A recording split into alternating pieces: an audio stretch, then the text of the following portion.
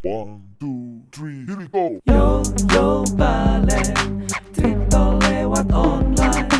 Yo, balen, nek orang apa, ora kepenak. Yo, balen, cerita lewat online. Yo, balen, nek orang apa, ora kepenak. Halo, orang muda Katolik Keuskupan Purwokerto MK Ngapak yang saya kasih. Selamat malam, berkah Tuhan untuk kalian semua. Semangat!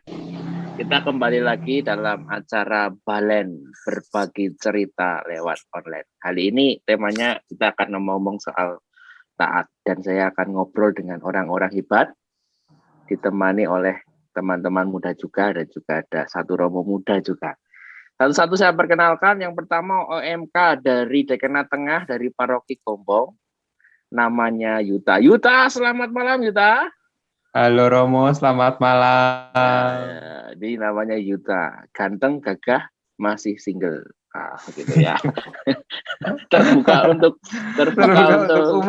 umum.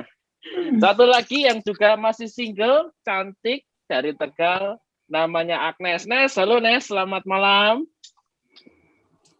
Halo Romo, malam. Halo semua. Dan satu jomblo forever.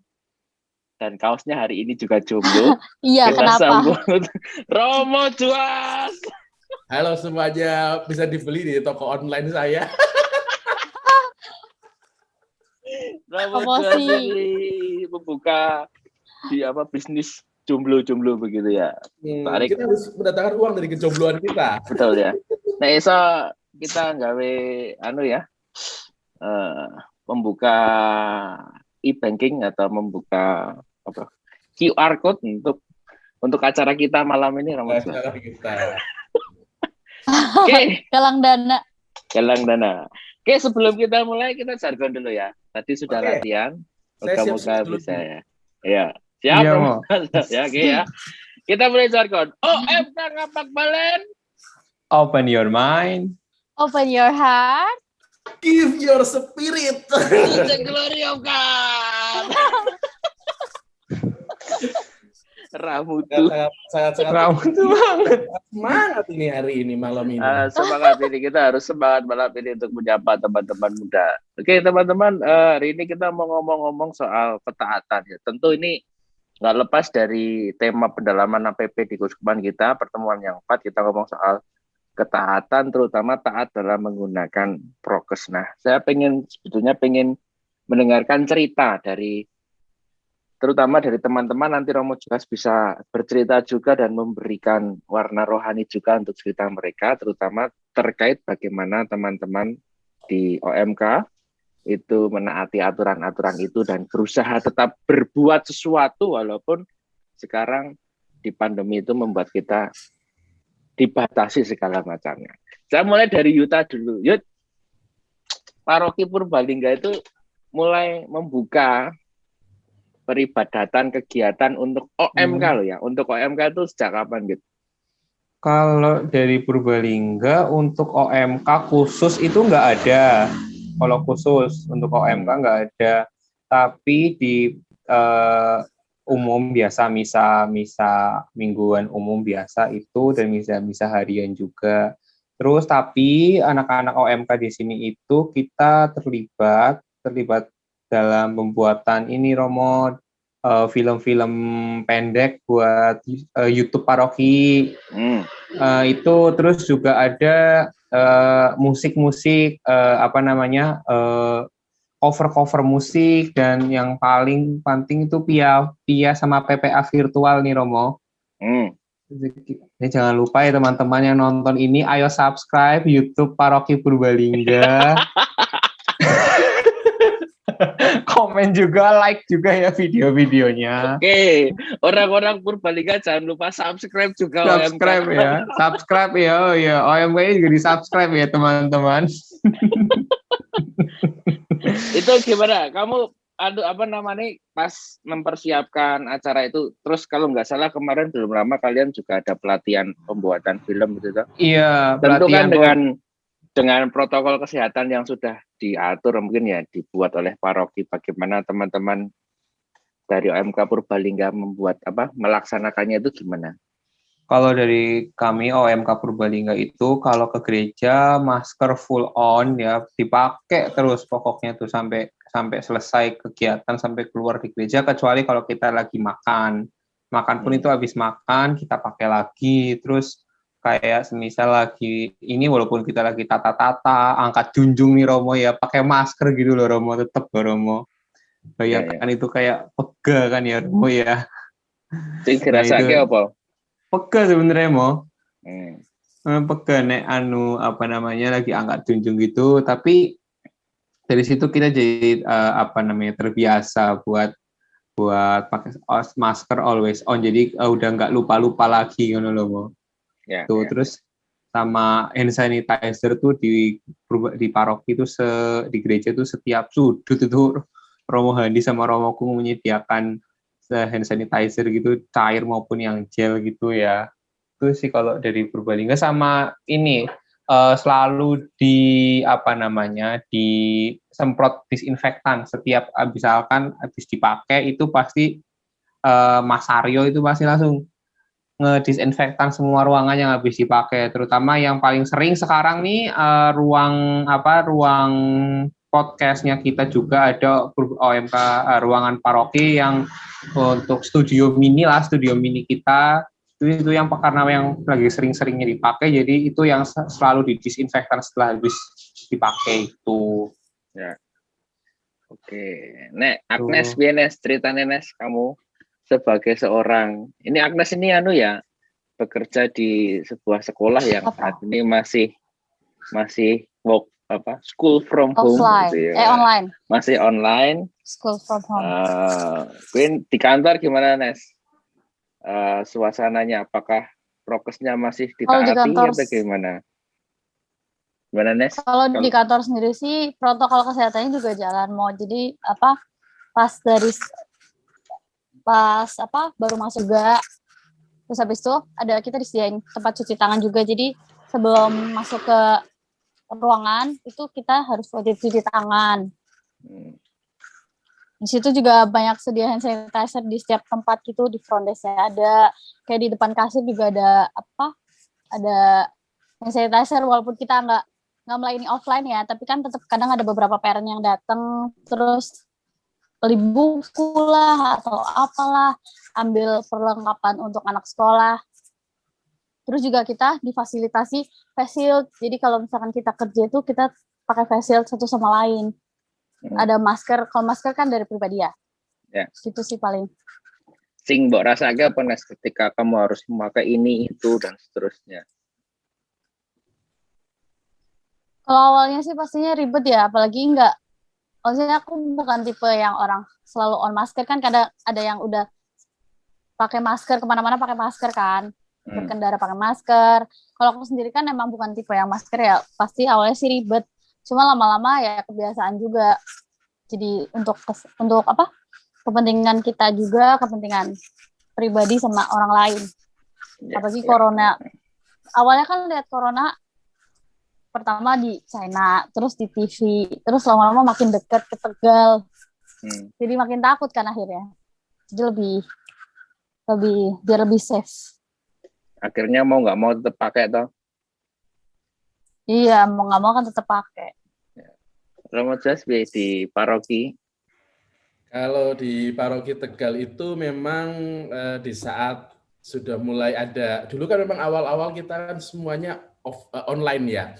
Mulai dari misa, kemudian gereja itu tutup, hingga akhirnya mulai kita buka gereja, kemudian dengan protokol kesehatan yang waktu itu cukup dirasa bahwa ini yang paling maksimal, karena bagaimanapun di kota ini kan tidak ada sesuatu yang mungkin harus begini harus begitu, maka kami itu lebih banyak meraba-raba. Maka apa yang dibuat di paroki lain itu coba untuk dilakukan juga di paroki Tegal. Maka seperti pembatasan jumlah umat pastinya iya, dengan dikurangi jumlah kursi gitu ya, dari tadinya kapasitas sekian lalu dikurangi menjadi maksimal 50%. Kemudian juga himbauan supaya yang datang ke perayaan Ekaristi itu adalah mereka-mereka yang minimal itu sudah komuni pertama sama yang sebelum lansia. Maka karena bukan apa-apa, walaupun ini kan di awal ada banyak yang mungkin bertanya-tanya kenapa yang lansia nggak boleh ikut misa, padahal mereka yang begitu rindu untuk menyambut komuni, untuk ikut perayaan Ekaristi. Tapi yang menjadi pokok adalah bukan lalu dilarang karena kita takut mereka membawa virus, bukan, tetapi karena kita mencoba untuk membentengi mereka supaya kalau beliau-beliaunya ada di rumah saja kan minimal kontak dengan banyak orang itu jadi minimal. Maka tidak ada kemungkinan untuk kena, sehingga kalau kena kan lebih rentan gitu ya, karena lansia kan secara walaupun kita nggak tahu karena mungkin ada yang merasa sehat tapi sebetulnya dia punya penyakit bawaan yang selama ini tidak terdeteksi gitu. Maka kami mencoba untuk membatasi jumlah umat. Kemudian fasilitas-fasilitas tetap ditambahkan. Yang tadinya gereja tidak punya tempat cuci tangan umum, akhirnya karena ada pandemi ini dibuatlah kayak wastafel yang sifatnya permanen. Jadi ini benar-benar merupakan budaya baru yang nanti juga akan tetap dihidupi sampai corona ini selesai. Maka orang harapannya menjadi lebih sehat, lebih bersih, menyiapkan diri gitu.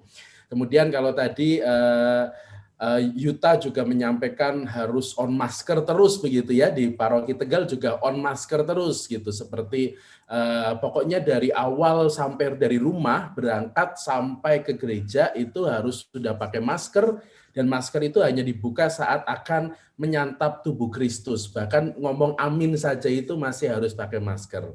Kemudian hand sanitizer di semua pintu itu ada, dan kami juga minta supaya tetap bawa dari rumah masing-masing. Itu yang dicoba untuk dibuat di dalam kehidupan new normal di Paroki Tegal, si Romo, seperti itu.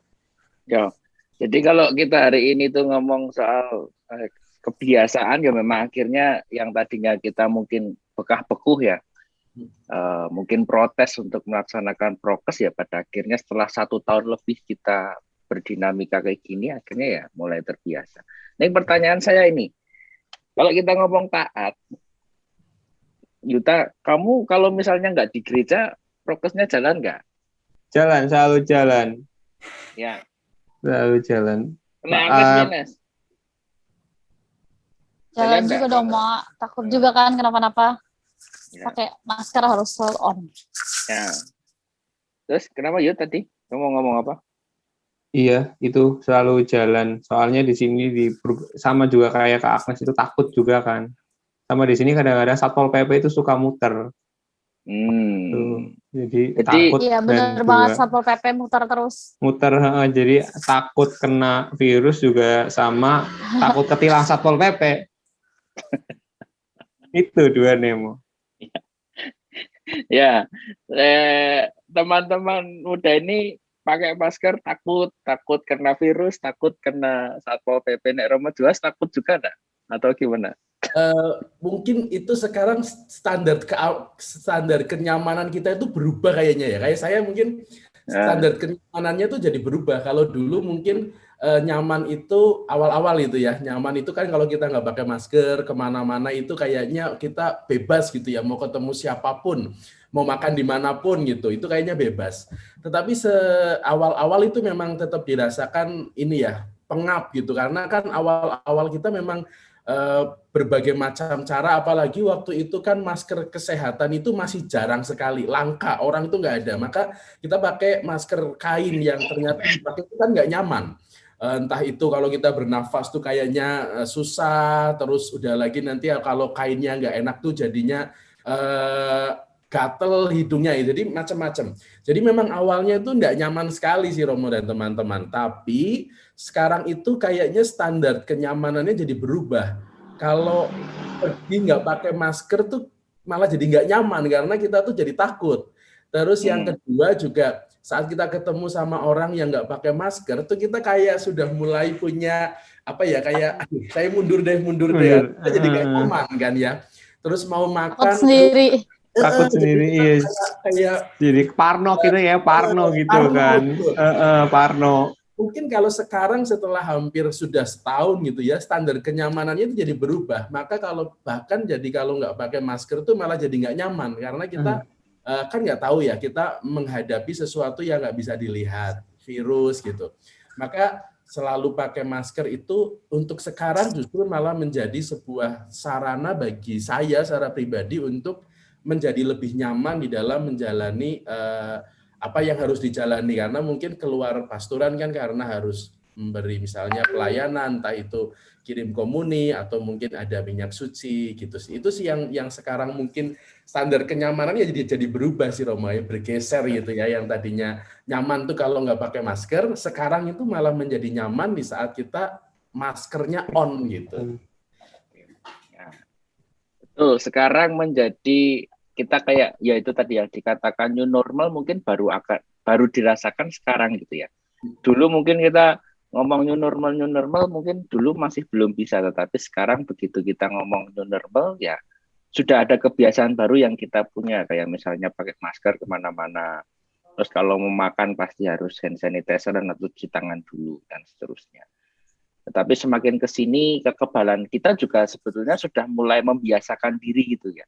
Yang tadinya mungkin terhadap virus baru, mungkin kita akan sedikit bergejala dan seterusnya, tapi mungkin sekarang dengan adanya sistem kekebalan yang sudah terbentuk gitu lalu kita menjadi lebih kuat dan segala macamnya. Nah, di antara kita itu sudah ada yang menerima vaksin. Agnes itu sudah menerima vaksin karena dia terlibat di pelayanan publik. Cerita Nes, kamu pas divaksin apa sing mbok rasake? Takutkah atau ada harapankah atau gimana? Pertamanya sih pasti takut ya, karena kan kita nggak tahu efek sampingnya setelah vaksin itu apa. Terus abis itu nggak tahu juga kalau bakal dapat vaksin lebih dulu dari yang lain. Akhirnya mau nggak mau ya udah dicoba kan. Ternyata ya, maksudnya sambil cari-cari info, sambil googling reaksinya apa sih, terus kayak sakit enggak, ngapain aja gitu kan. Terus akhirnya dapat giliran, terus dicoba. Sebenarnya nggak ada reaksi apa-apa sih kalau dari aku pribadi. Cuman pas yang kedua itu lebih berasa sakit aja, terus agak mual. Ya. Terus lebih pegel rasanya. Terus ono perbedaan ya Nes? Misalnya aku dulu belum divaksin, sekarang wis divaksin, rasanya beda enggak? Sebagai pribadi yang kemana-mana bekerja, apakah gue merasa lebih aman atau merasa sama aja kayak sebelumnya atau piye?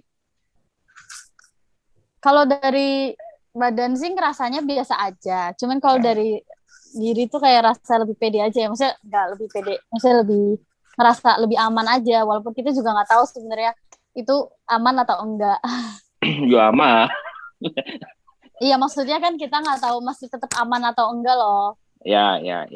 Tapi prokesnya tetap jalan toh kamu? Tetap jalan dong, tetap pakai masker. Oke. Romo Juas juga sudah divaksin. Iya Romo Juas. Kalau saya sih mungkin sama ya kayak Agnes gitu ya, karena yang dirasakan secara fisik gitu, karena memang kayaknya sih jarumnya beda, kayaknya nggak tahu, saya nggak tahu ya, nggak tahu. Iya benar. Yang pertama tuh nggak kerasa itu, jadi kayak cuma dipegang apanya lengannya gitu ya, terus disuntik itu nggak kerasa, karena kayak kecil banget ya Nes ya, kayaknya ya Nes. Terus yang kedua, iya kecil, kayak lebih kecil. Terus yang kedua itu lebih kerasa sakit sih, cuman memang nggak sesakit kalau disuntik kayak jarum yang lebih gede, itu memang nggak sesakit itu, jadi memang agak lebih pegel gitu ya, lebih pegel kalau dipegang, karena kalau yang awal itu yang pertama tuh dipegang tuh nggak kerasa, mungkin karena terlalu tebel ya lemaknya ya. Tapi yang kedua tuh agak kerasa gitu, jadi agak kerasa kalau dipegang.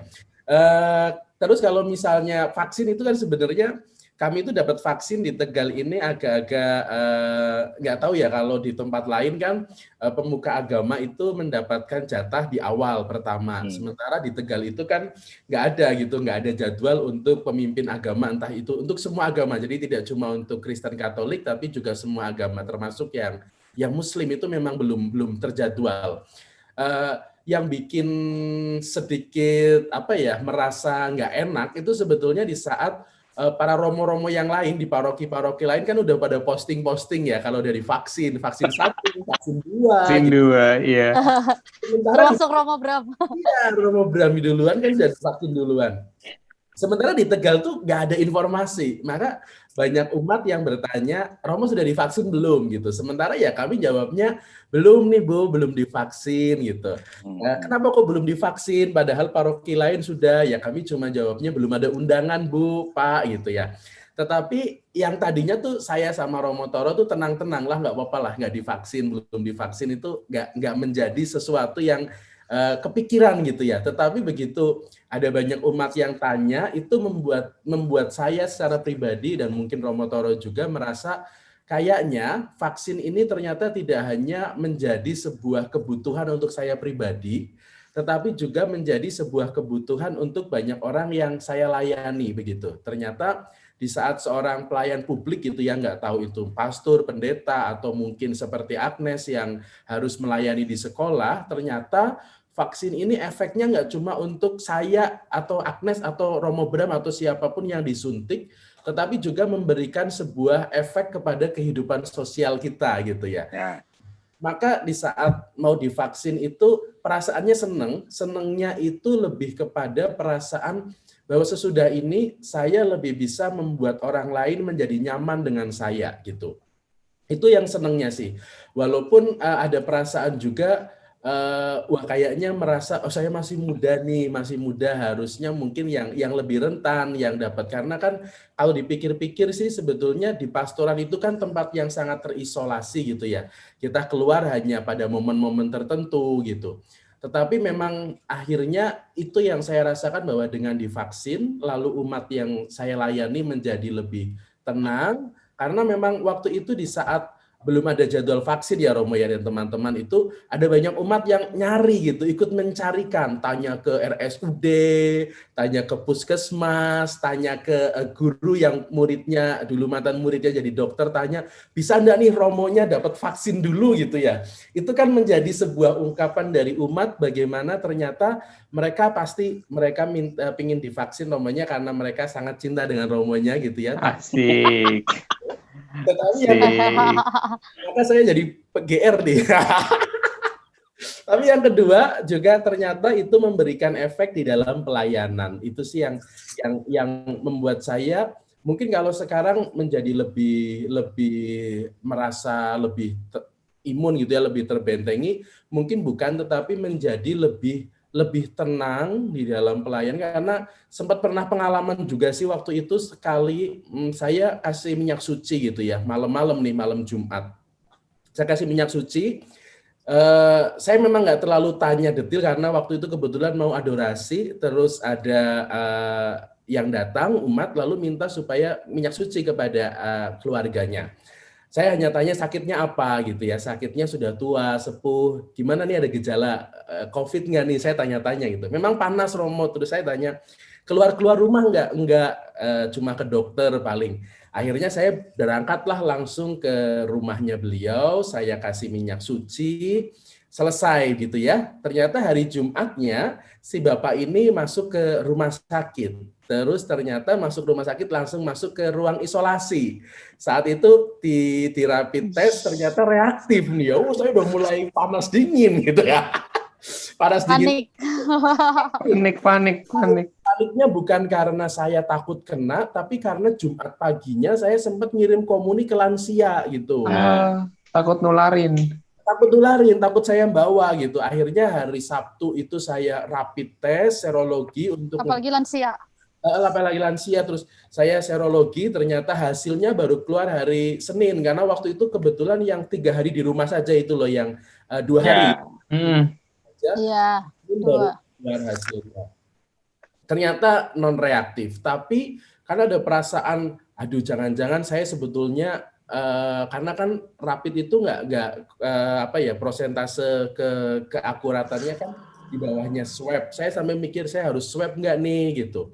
Tapi itu yang membuat saya lalu kayaknya memang benar-benar saya harus memaknai vaksin ini di dalam kerangka untuk orang banyak. Jadi nggak cuma untuk saya sendiri, tetapi juga untuk orang banyak yang saya layani supaya mereka juga tenang ketemu saya, mereka juga tenang untuk dilayani. Itu sih mungkin Romo Bram yang saya rasakan.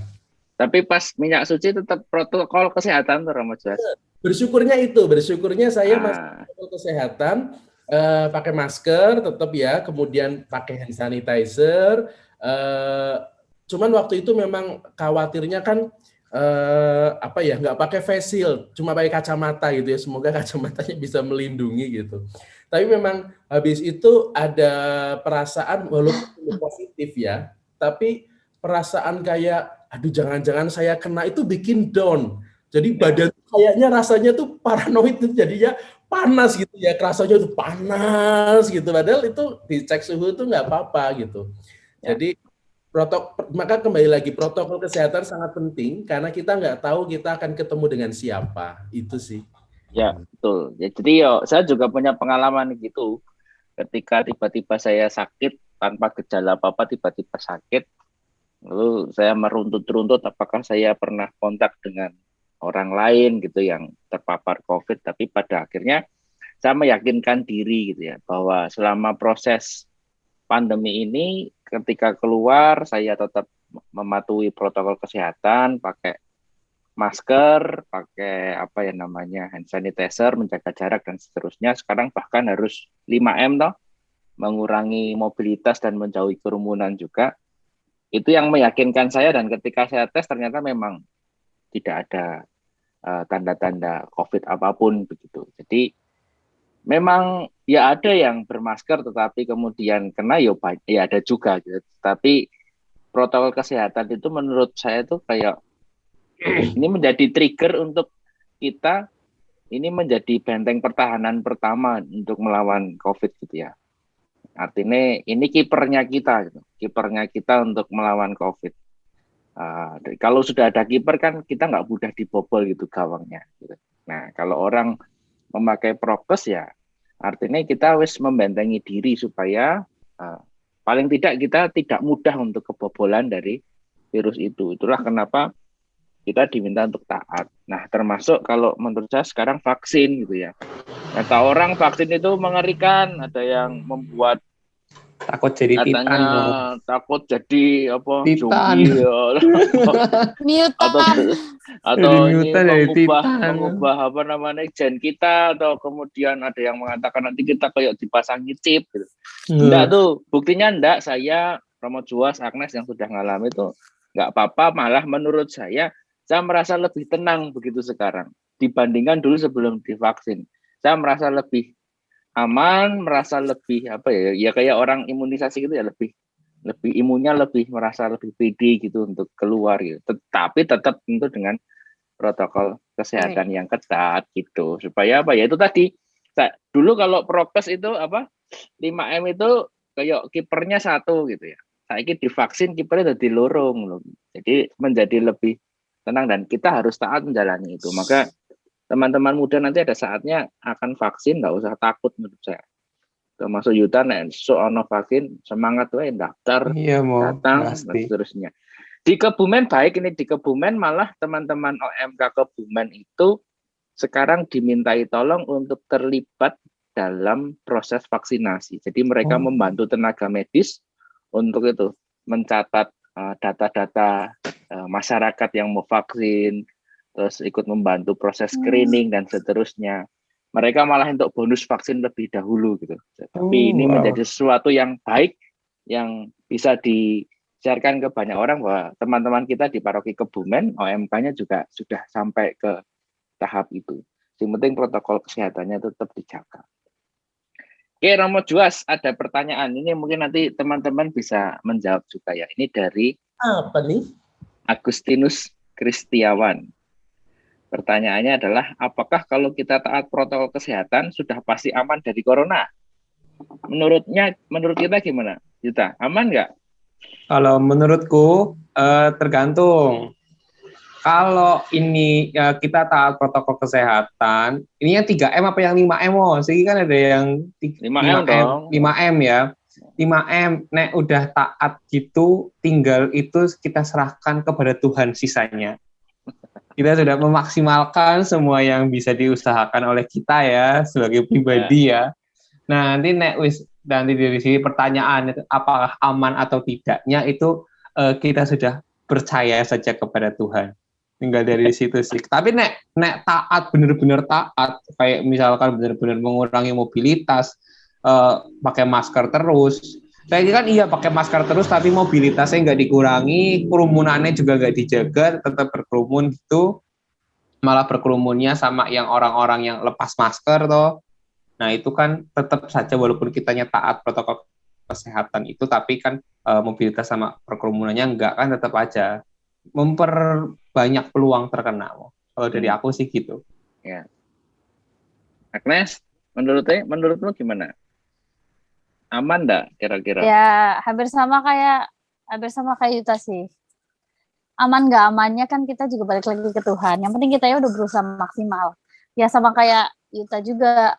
Kalau misalkan kitanya udah menjaga mematuhi protokol kesehatan dengan baik, tapi kita tetap berkerumun, terus mobilitasnya tetap banyak, nggak dikurangin, sama aja. Yang penting dari kitanya sendiri kan, sebenarnya yang paling berpengaruh sih mobilitas ya, yang sama kerumunan. Cuman kan kalau misalkan kita kerja gitu, kita kan juga susah untuk mengurangi itu. Ketemu sama orang-orang banyak, sedangkan orang itu nggak tahu ketemunya sama siapa aja. Ya. Romo Juas?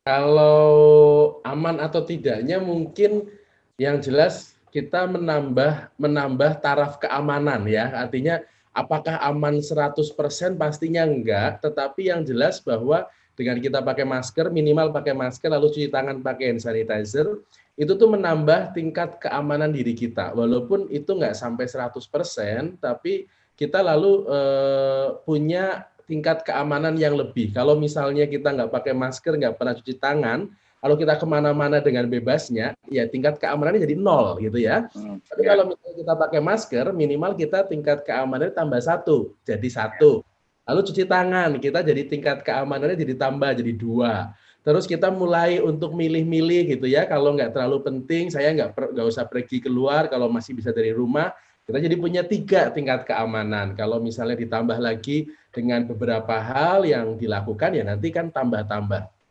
Tapi menurut saya sih, pakai masker tuh ibaratnya kayak kita pakai motor terus pakai helm gitu ya. Kita nggak tahu kapan kita akan jatuh, kapan kita akan nabrak. Pas kita nggak pakai helm, terus kepala kita jatuh lalu berdarah-darah, itu ya berarti karena kesalahan kita. Kok nggak pakai helm, maka jangan menyalahkan Tuhan, jangan ngomong, Tuhan, kenapa kamu memberikan cobaan kepada saya? Kamu nggak pakai helm soalnya gitu ya. Maka kalau misalnya nggak pakai masker mungkin sama. Tuhan, kamu ngasih cobaan saya kena corona. Ya Tuhan akan ngomong, nah, kamu nggak pakai masker gitu ya. Jadi menurut saya sih kalau misalnya dibilang aman, ya itu menambah tingkat keamanan diri kita. Kalau dari Romo Bram menyebutnya dengan kipernya tambah gitu ya. Tapi kalau misalnya 100% rasanya enggak, karena kita ketemu dengan menghadapi sesuatu yang tidak terlihat. Tapi kalau misalnya perasaan yang lain, balik lagi sih kalau saya dengan kita pakai masker, ikuti protokol kesehatan, itu membuat diri kita menjadi tenang, gitu, tenang. Lalu nanti di saat kita mungkin, walaupun kita sudah melakukan protokol semaksimal mungkin dan ternyata kita lalu menjadi pribadi yang layak untuk dibantu, gitu loh. Jadi kalau misalnya kamu nggak pakai masker, kamu nggak pernah cuci tangan, main sesukanya, terus kena. Habis itu lalu merasa, ini rumah sakit penuh semua, aku nggak dibantu, lalu menuntut macam-macam. Ya kamu juga nggak mau dituntut untuk pakai protokol kesehatan kok gitu. Tapi kalau kita sudah taat, pakai masker, cuci tangan, mau untuk menghindari kerumunan, mana yang mau didatangi sesuai dengan kepentingan, rasanya di saat kita kena, kita lalu bisa memohon untuk dibantu, gitu sih. Menurut saya. Tapi ada satu data menarik ini. Belum lama saya ketemu sama teman-teman BPBD ya. Selama ini itu membantu namanya pemakaman COVID gitu ya. Sudah sampai 300-an pasien COVID yang dimakamkan. Menariknya adalah 8 orang ini yang selama ini membantu karena mereka taat menggunakan protokol kesehatannya, itu enggak ada yang kena COVID gitu. Jadi mereka nanti sampai apa ya istilahnya, aduh kok sekali-kali saya positif lah ben tugasnya gantian gitu. Tapi mereka tetap jalan terus, dipakai terus supaya ya, dan ya, hebatnya itu tadi, hebatnya mereka taat dengan protokol itu, lalu kemudian ya mereka selamat. Paling sakitnya ya sakit karena lelah, karena memakamkan jenazah COVID itu bisa pagi sampai pagi lagi gitu ya, karena dalam satu hari bisa saja banyak yang meninggal. Itu data yang pertama yang pernah saya pelajari. Maka tadi taat itu ada jaminan kita untuk taat dengan prokes, itu ada jaminan kita untuk istilahnya apa, melawan virus ini supaya tidak semakin menyebar gitu ya, tidak semakin bertransmisi keluar. Lalu yang kedua, ada seorang dokter pernah bilang ke saya gini, pandemi itu kalau misalnya tanpa protokol kesehatan, jadi orang dibiarkan bebas saja, berlaku bebas saja seperti itu bisa sampai 4-5 tahun selesai gitu. Dengan harapan orang kemudian punya kekebalan tubuh sendiri gitu ya. Bisa sampai 4 tahun, 5 tahun baru selesai. Tentu dengan jumlah korban yang sangat banyak gitu. Tetapi kalau sekarang kita pakai protokol kesehatan, pakai masker, lalu nanti bisa menggunakan 5M itu, lalu kemudian ikut vaksin, itu yang tadinya 4-5 tahun itu bisa berkurang menjadi 2-3 tahun. Jadi ada waktu yang dipangkas gitu ya. Jadi dengan mematuhi protokol kesehatan, kita sebetulnya ikut memangkas waktu kita.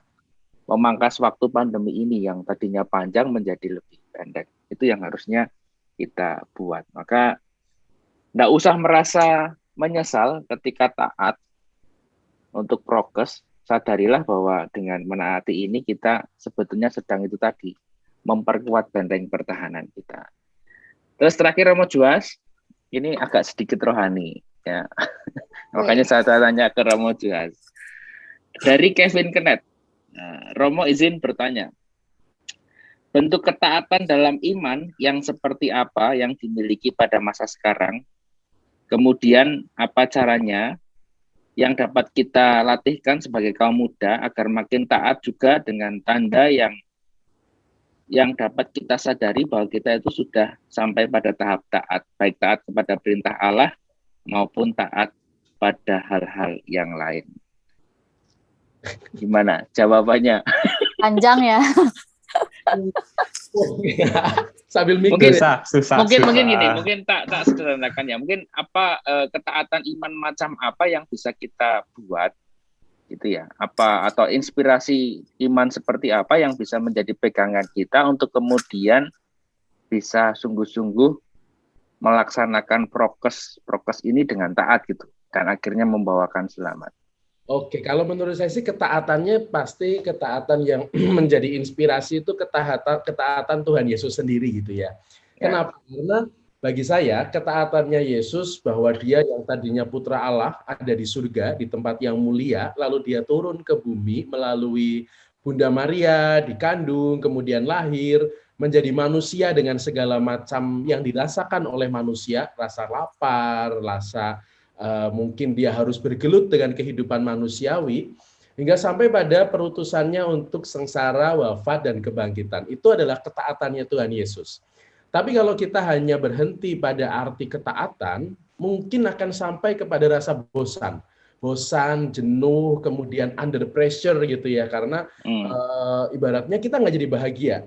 Jadi nggak bahagia dengan apa yang menjadi ketaatan kita. Maka menurut saya ketaatan yang macam apa adalah ketaatan yang seperti Yesus.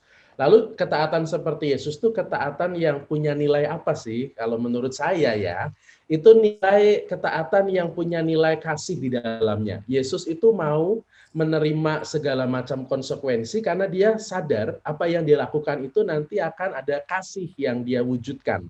Dia nggak cuma sekedar nanti saya harus dipukuli, mati konyol di atas salib, dipermalukan, habis itu nggak ada apa-apa. Dia sadar bahwa nggak berhenti di situ, tapi ini akan berlanjut sampai kepada keselamatan umat manusia. Dan di situ ada kasih. Dan mungkin kalau saya memaknai atau mengajak kita semua untuk sampai kepada ketaatan macam apa, mungkin kita harus membawa pada pengalaman begini, bahwa ketaatan kita dengan kita mematuhi 3M, 5M, pakai masker, cuci tangan, dan lain sebagainya itu adalah bentuk kasih kita kepada, pertama adalah kepada diri kita sendiri. Kita nggak usah ngomong kasih kepada orang lain gitu ya, entah itu ke orang tua, ke pasangan, atau kepada teman, orang yang kita jumpai, itu mungkin akan susah. Tapi kita harus ngomong kasih kepada diri kita sendiri. Dengan kita pakai masker, saya itu lagi mengasihi diri saya. Mengasihi itu beda dengan mengasihani gitu ya. Tapi mengasihi dengan membuat saya tetap sehat, dengan membuat saya tetap fit, jadi saya bisa tetap kreatif, saya bisa tetap kerja, saya bisa tetap melakukan banyak hal, saya nggak harus isolasi. Itu adalah bentuk saya mengasihi diri saya, pakai masker itu. Kemudian yang kedua, pasti mengasihi orang yang kita cintai.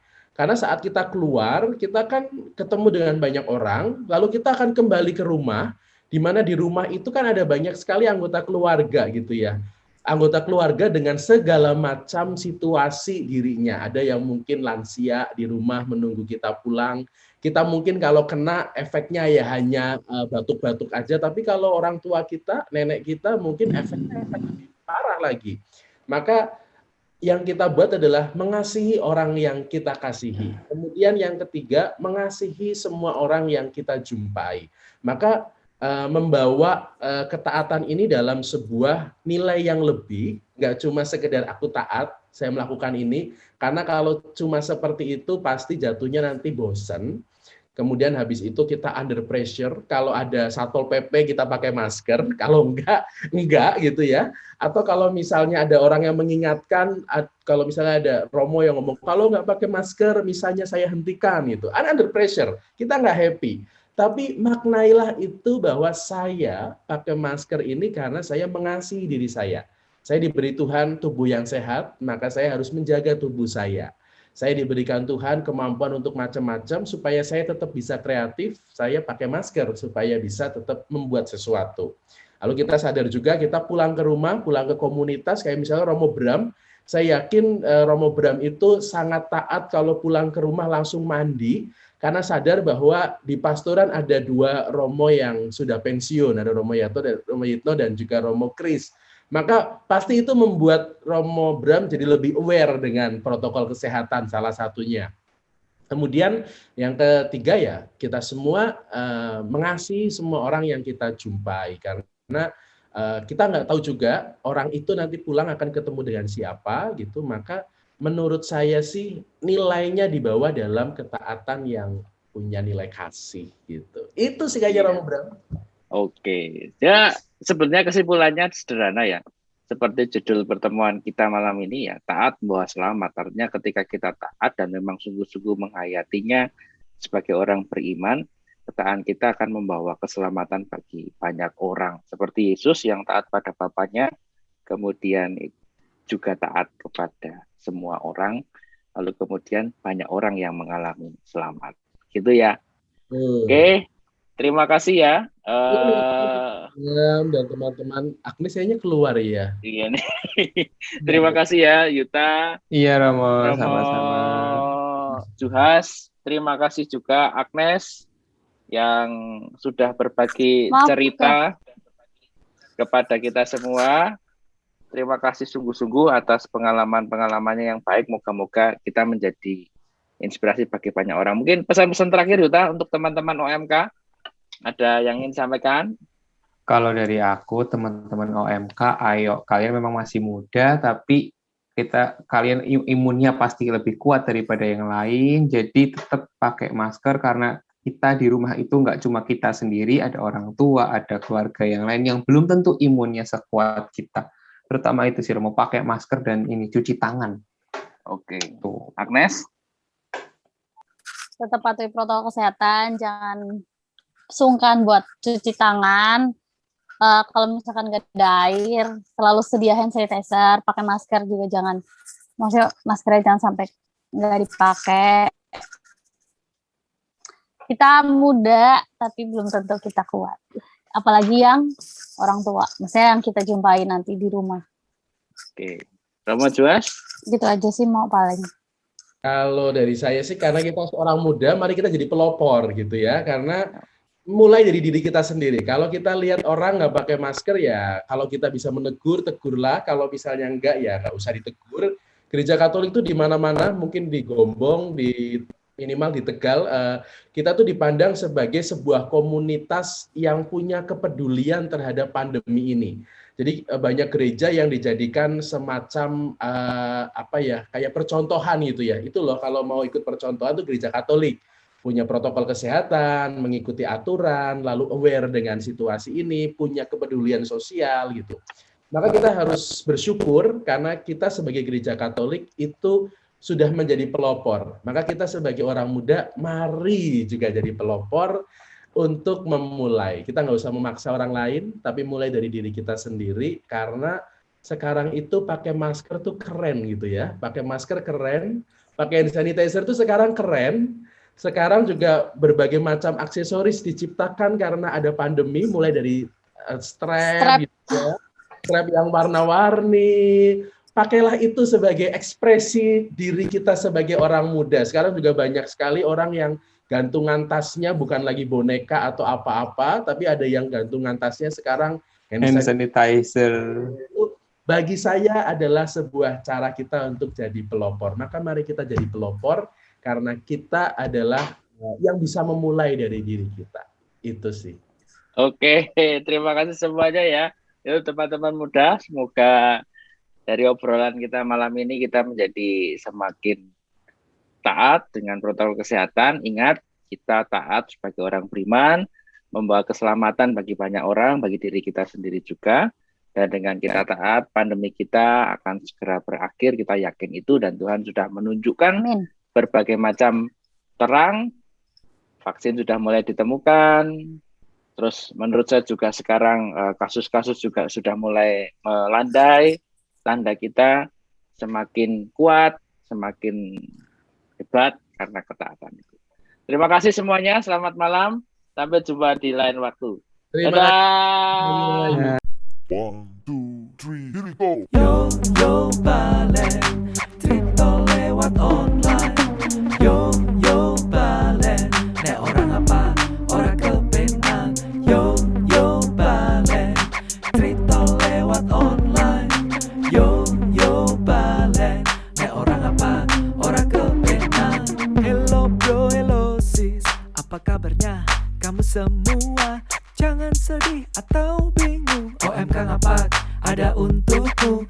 Mari kita berbagi, untuk saling sapa, jadi berkat bagi semua. Yo Balen, Trito lewat online.